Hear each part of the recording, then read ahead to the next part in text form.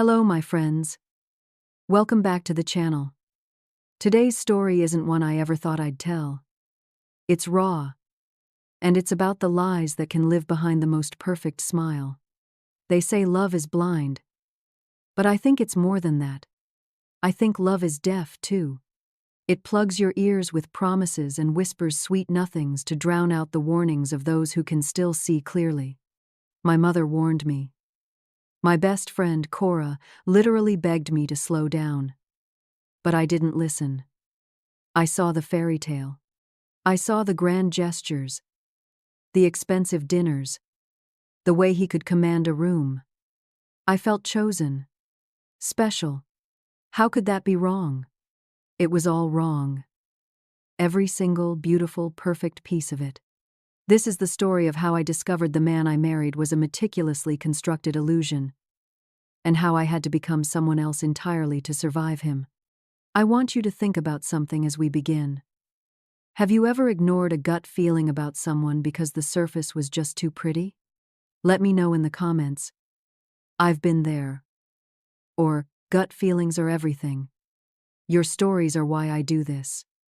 I met Julian Reed at a charity gala. I was there as a freelance graphic designer, having done the branding for the event. He was the keynote speaker, a rising star in sustainable tech. He was magnetic. When he spoke, people leaned in.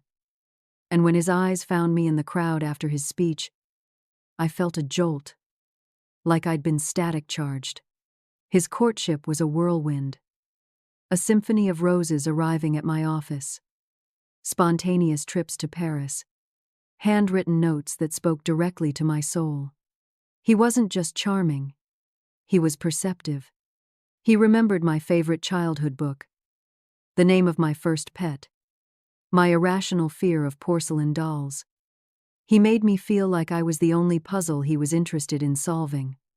But the warnings started. Subtle at first. My mother, a pragmatic woman who raised me alone, said, "Lena, no one is that perfect. It feels performative." I dismissed her as being overly cautious, still scarred by my father's abandonment. Then there was Cora. "He's too smooth, Lee," she'd say, sipping her wine. "The way he looks at you, it's like he's inventorying you, checking off boxes. It gives me the creeps." I was furious. I accused her of being jealous. I told her she just didn't understand a love this intense. The biggest red flag, the one I now look back on with gut-wrenching clarity, happened 2 months before the wedding. We were at his apartment, and I borrowed his laptop to check an email. A chat window popped up from someone named M. The message was cryptic. "Is the asset secured?" My blood ran cold. I called Julian over. He laughed. A rich, easy sound that immediately dissolved my fear. "Oh, that's just Martin from the legal team," he said, smoothly closing the window. "We're in a brutal acquisition. Asset is our internal code for the target company. It's all very hush. Hush." He kissed my forehead. "My paranoid little artist. I love that you worry about me." He had an answer for everything. He made my suspicions feel like a character flaw. So I married him. The wedding was a spectacle, straight out of a magazine. I felt like a queen. But that night, in our luxurious hotel suite, something shifted. The moment the door closed, his smile didn't vanish. But it changed. The warmth in his eyes was replaced by a cool, appraising glint. "You're mine now, Lena," he said, his voice low. It wasn't a romantic declaration.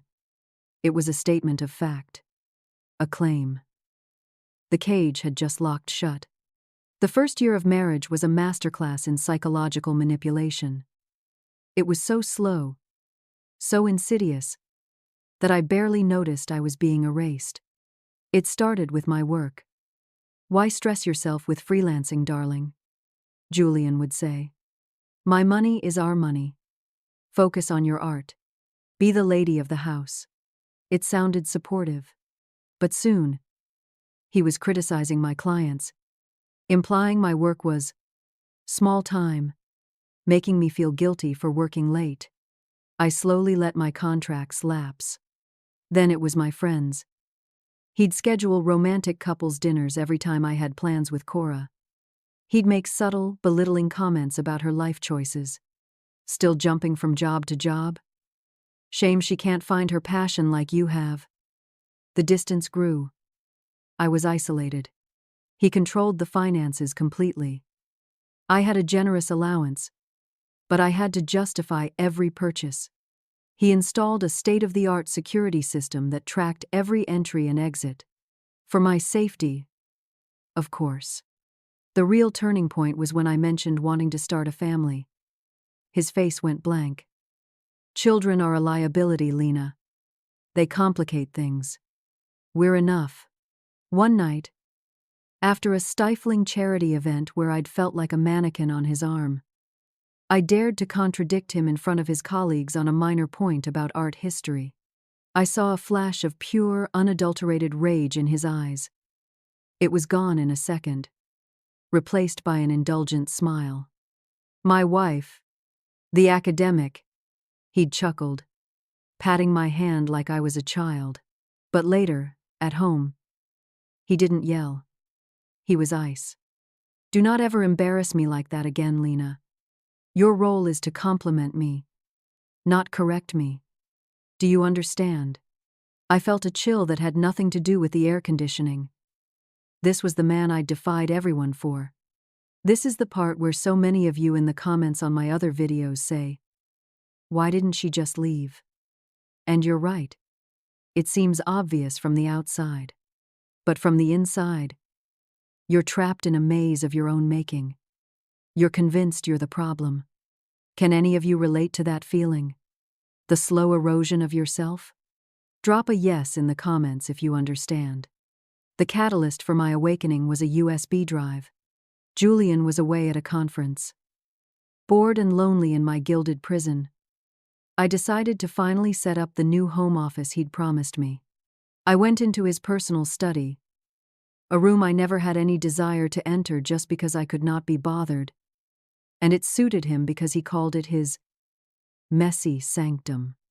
It was immaculate, and in the bottom drawer of his antique desk, hidden beneath a false panel, a trick I'd only ever seen in movies, was a small, fireproof lockbox.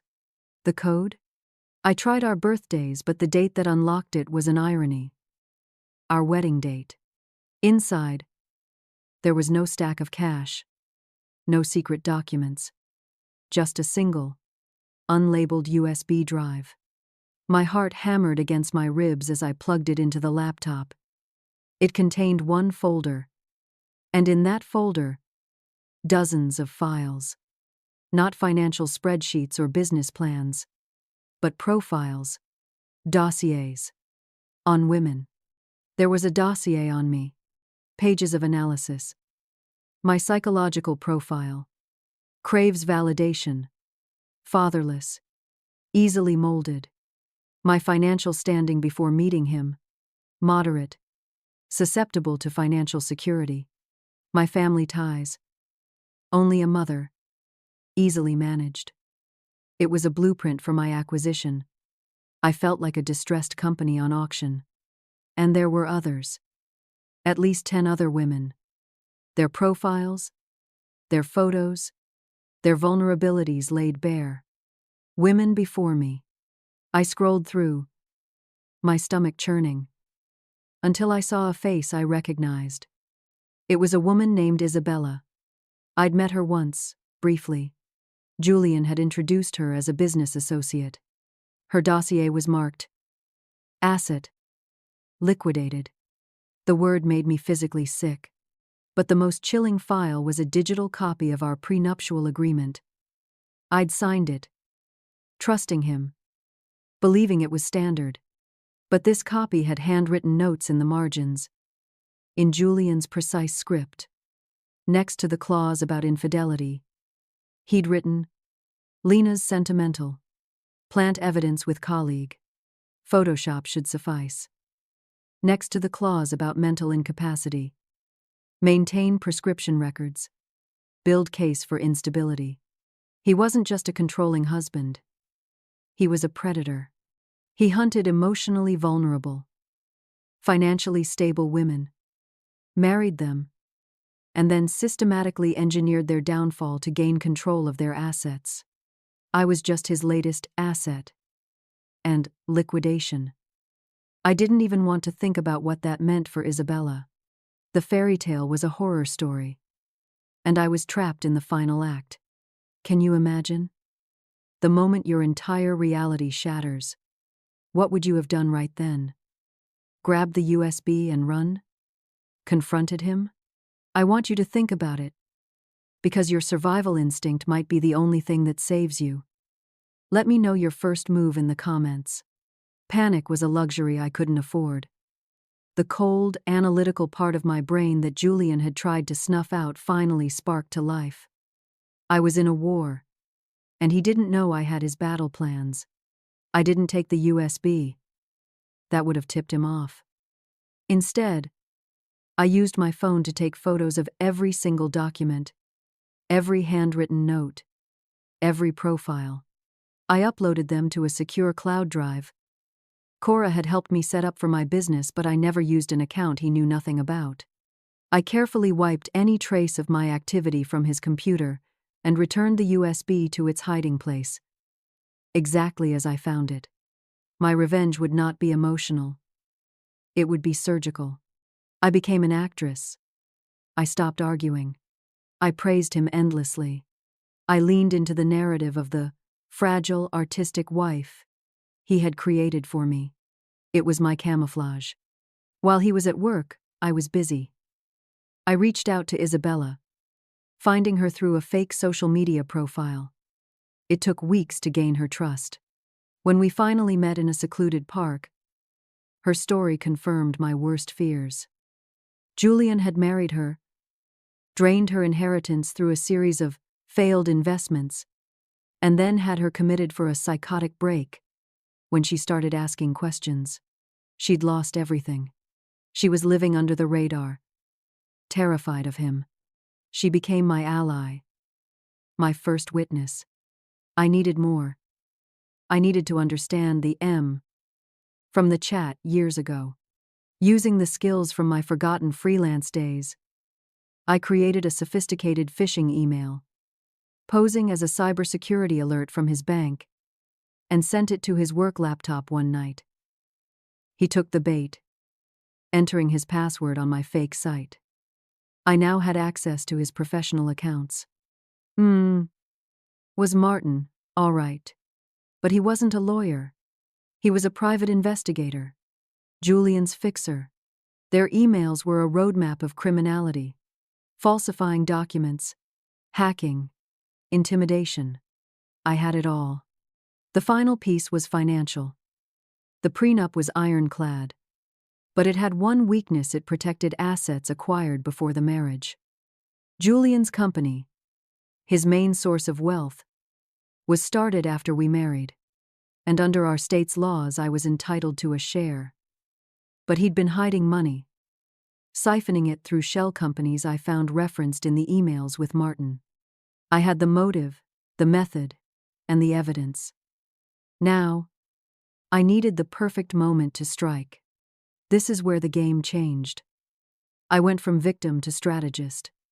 It's amazing what you're capable of when you have nothing left to lose. Have any of you ever had to play a part to get through a difficult situation? How did you find the strength? Share your stories below. The moment came at the company's annual gala, the very same event where we had met. It was his night to shine, to be celebrated as a visionary. I wore a crimson dress, the color of warning, of blood. I played my part perfectly, smiling adoringly at him as he gave his speech. He was at his most triumphant, basking in the applause. As he finished, the organizer announced, "And now, a special word from the woman behind the man, his wife, Lena Reed." The surprise on Julian's face was genuine. I hadn't told him I was speaking. I walked to the podium, my heart a steady drumbeat of resolve. I looked out at the sea of black ties and glittering gowns. I saw Cora and my mother in the back, their faces tight with anxiety. I saw Isabella, watching from a shadowed corner. I leaned into the microphone, my voice soft, the fragile wife. "Thank you. Julian is indeed a visionary," I began. And he smiled, a proud, possessive smile. His vision just isn't for sustainable tech. It's for the perfect crime. The smile froze on his face. A confused murmur rippled through the crowd. His business is marriage. I continued, my voice growing stronger. His assets are women like me. Vulnerable, trusting women. He studies us, profiles us, and then he marries us. Not for love, but for liquidation.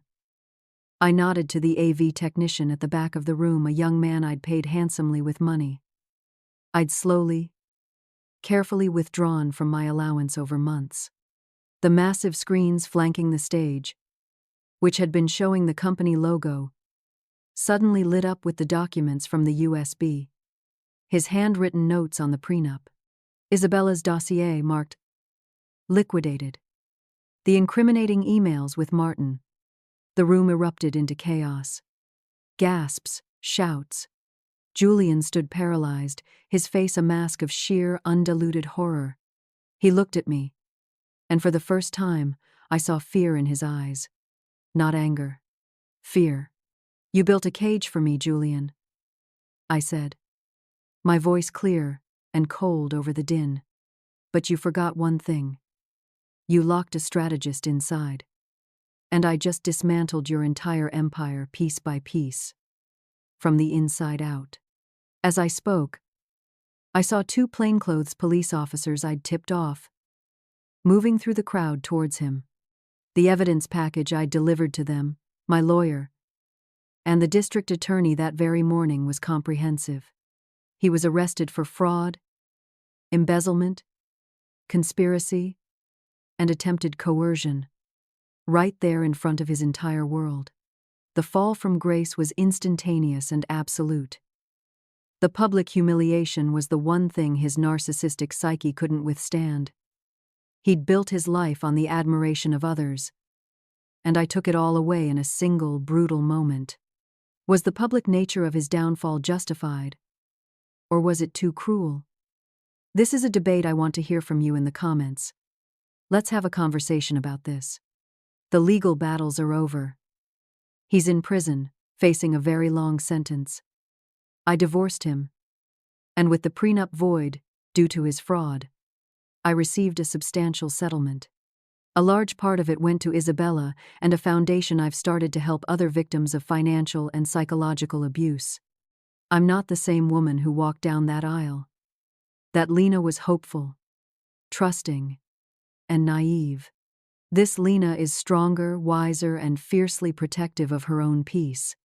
I learned that the most dangerous prisons aren't made of bars, but of beautiful lies and eroded self-worth. The moral of the story isn't just, listen to your loved ones.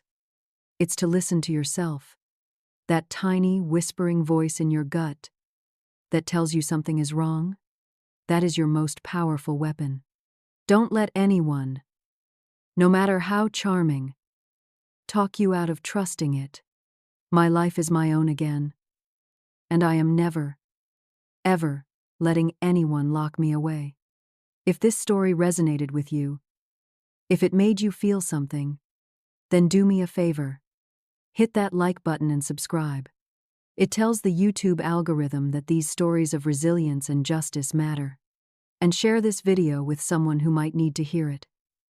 You never know who is living in a gilded cage, pretending everything is fine. And finally, my beautiful, strong community. What is the one lesson you will take from my story today? Let's build a powerful conversation in the comments below. Your voice matters. Until next time, stay aware, stay strong.